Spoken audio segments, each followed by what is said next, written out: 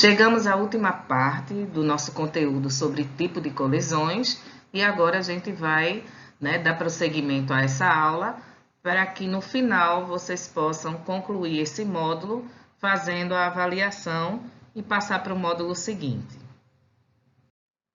Existem alguns acidentes que a gente chama de colisão misteriosa.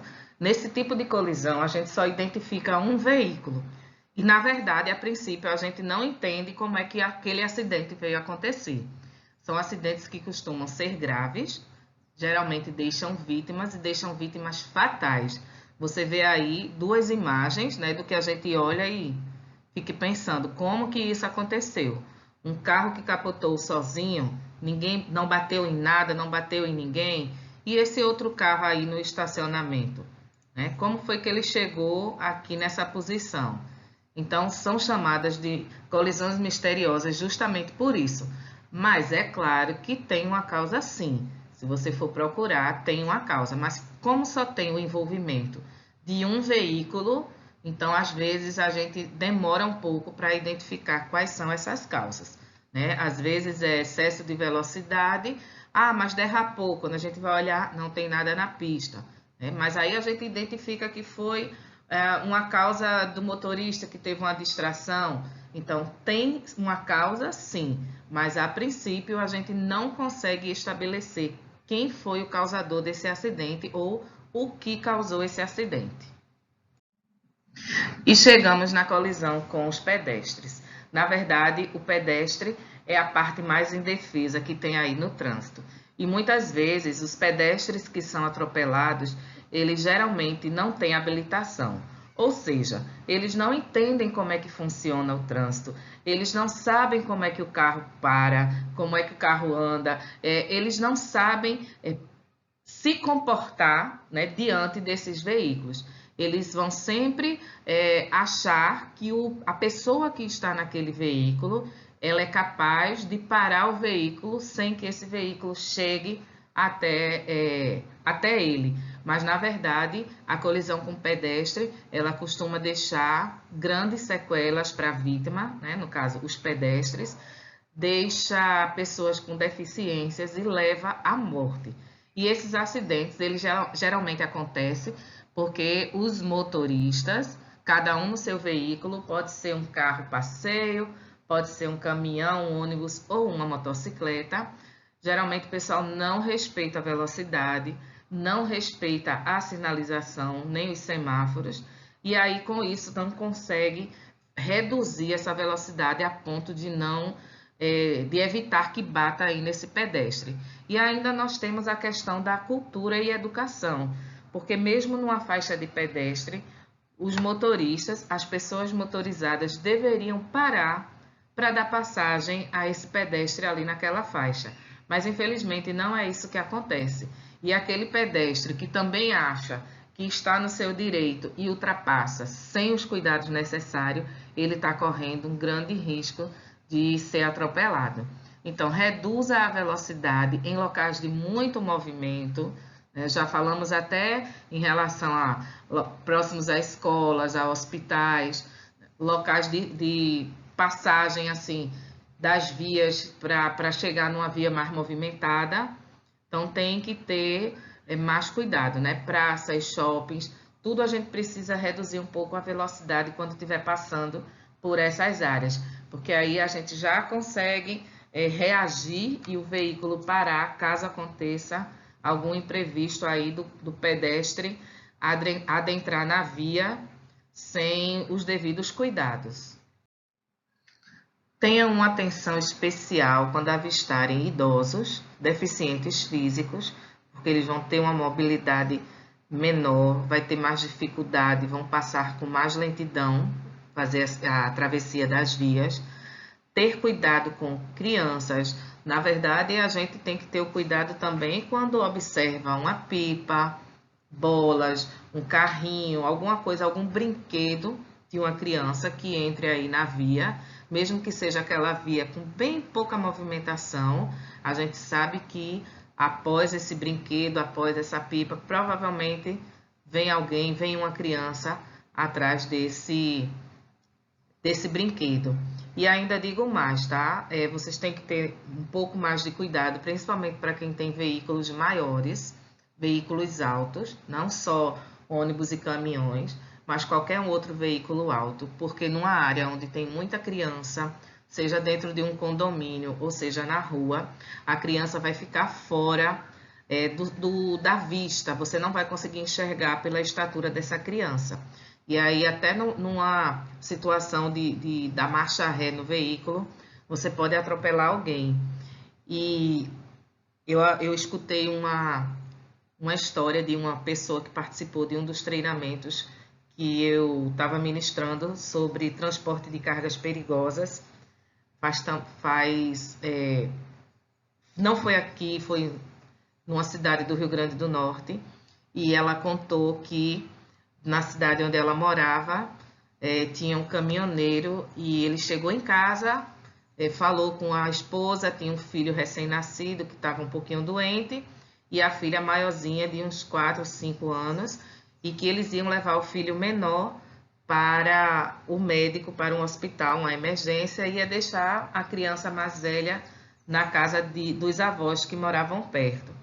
Quando eles procuraram pela criança, a criança não estava mais, ela tinha o costume de ir para a casa dos avós, então eles acharam que ela já tinha se dirigido para lá. E na verdade a criança, brincando, se escondeu embaixo do caminhão, por trás do pneu. E esse pai, quando ele deu saída no caminhão, infelizmente ele passou por cima da criança.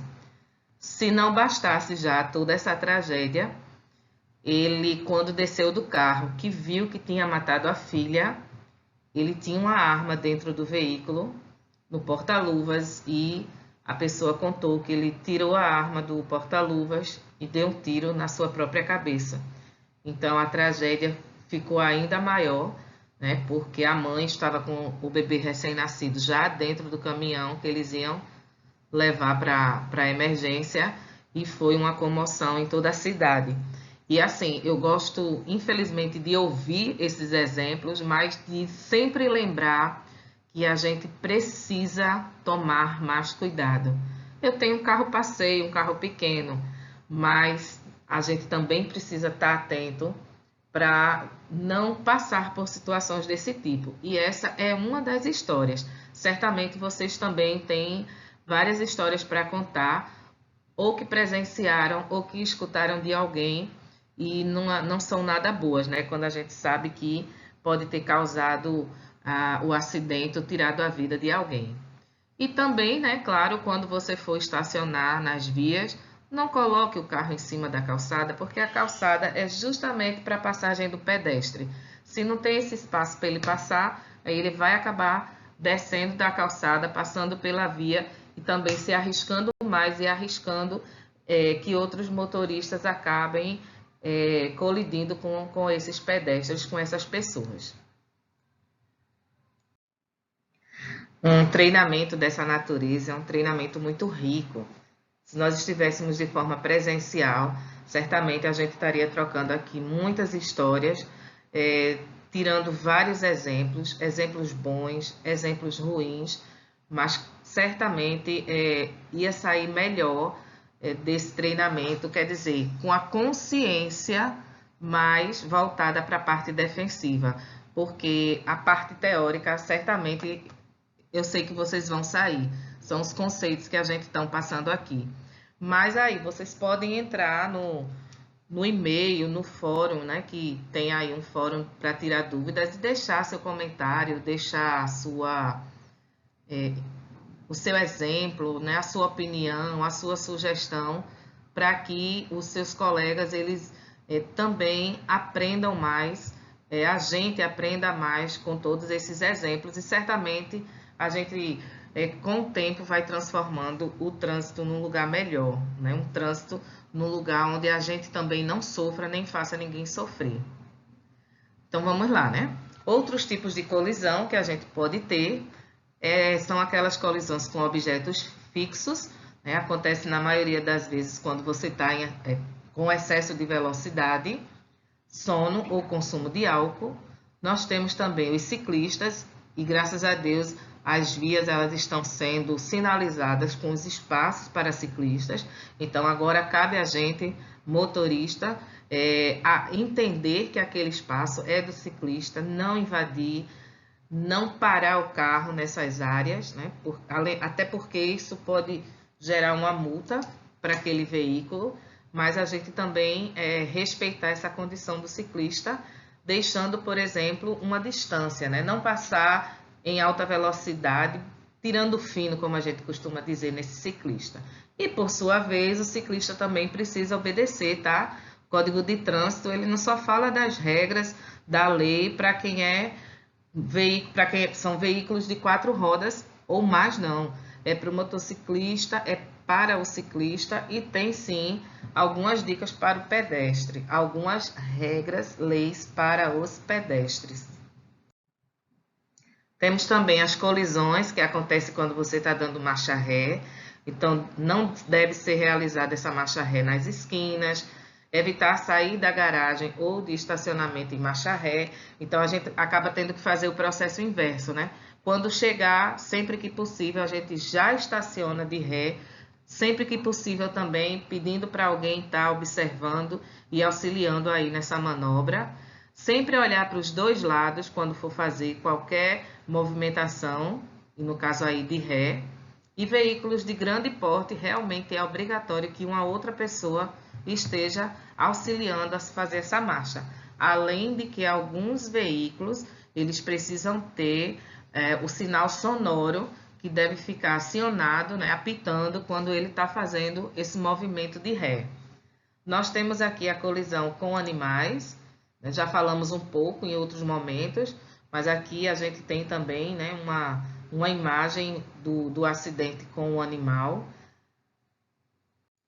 É comum que esse tipo de acidente aconteça nas rodovias e nas vias rurais, mas infelizmente nas vias urbanas a gente acaba vendo aí animais de grande porte, inclusive soltos, né? Não é permitido que esses animais fiquem soltos, mas eles ficam soltos, né? As pessoas que são responsáveis não prendem, não levam para um lugar seguro e eles acabam aí atravessando a pista e causando alguns acidentes.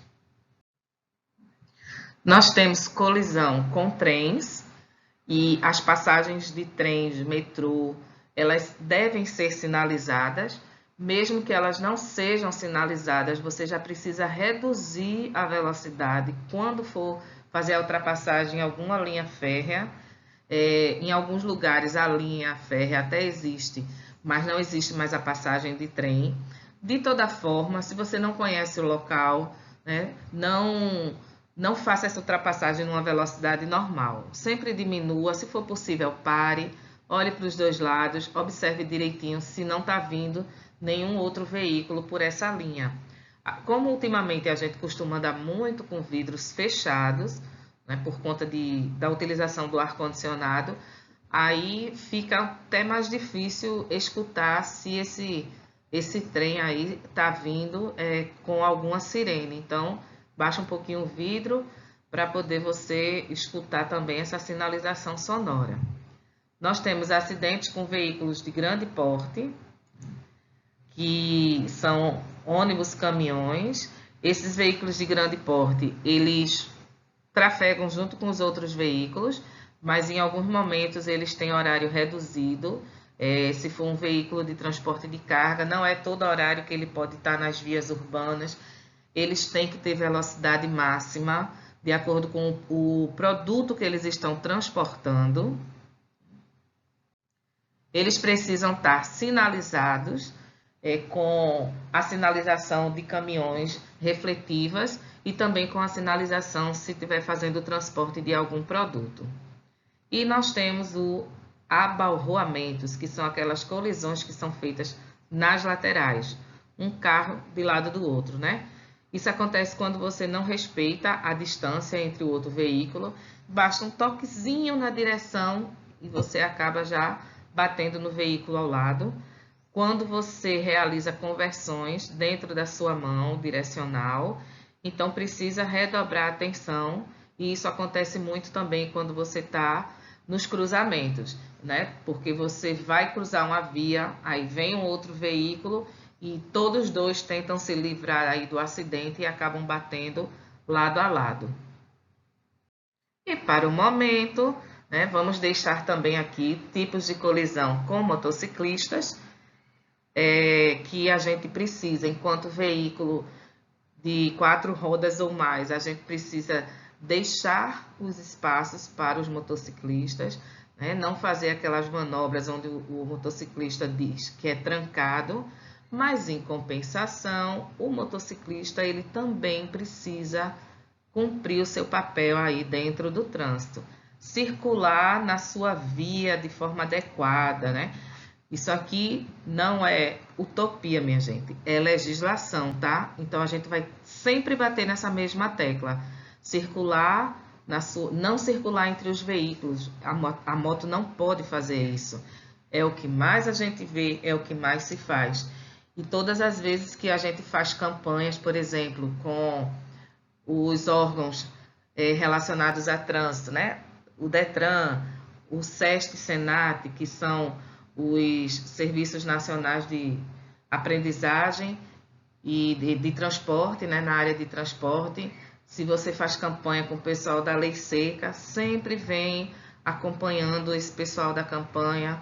Infelizmente, uma pessoa que passou por um acidente de moto, seja ele o motociclista ou ele atropelado por outro veículo, né? E para dar esses exemplos, para falar do seu testemunho, do que aconteceu e de como ele poderia ter evitado.